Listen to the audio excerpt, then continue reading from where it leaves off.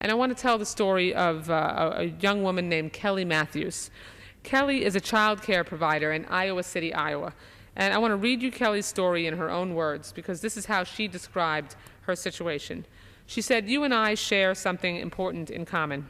We both go to work each day with a grounded, deeply held belief that we do our chosen work for one very simple reason: to change the world." And I know how many times I have said that I do this job, and that's to make the world a better place and to change the world.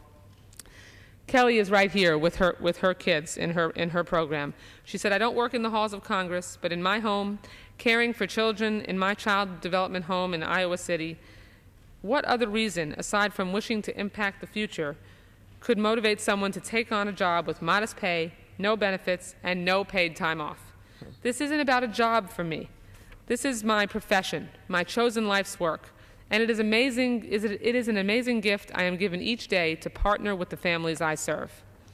I have built my child care program around the ideas of community, caring for each other, and falling in love with learning. I love this work because I have carefully crafted a program where kids succeed in all these areas in amazing ways.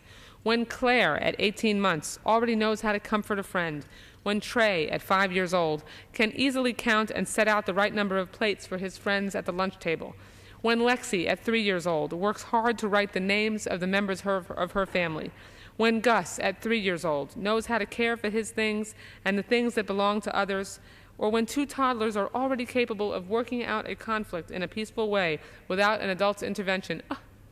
What I wouldn't give for that in my house. I know these children will be ready not only for school, but just as importantly for life. They will grow into adults that know how to take responsibility for themselves and how to care for others, how to problem solve and be creative in their endeavors, how to keep on trying even when it is tricky." She said, "I take this work seriously. Approximately 50 hours a week of my time with children in my home, plus all the additional hours of paperwork, supply shopping, continuing education, networking with my colleagues, and add to that total, developing and presenting hours of trainings to inspire other family child care providers to constantly improve themselves and their programs. But for those of us committed to our professions and our vision of an inspired world, it's all in a day's work, isn't it?" That's what Kelly Matthews, this wonderful woman with all her children and her program around her, had to say about her work. And it is the reason that we are standing here on the floor tonight at the beginning of the Week of the Young Child. And I am so pleased that you've been able to join me, Ms. Clark, and I turn it over to you to close us out. Well, I think that your daycare provider has really said it all.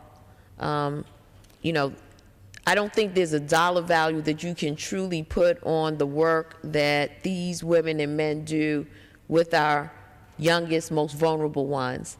And they make that sacrifice.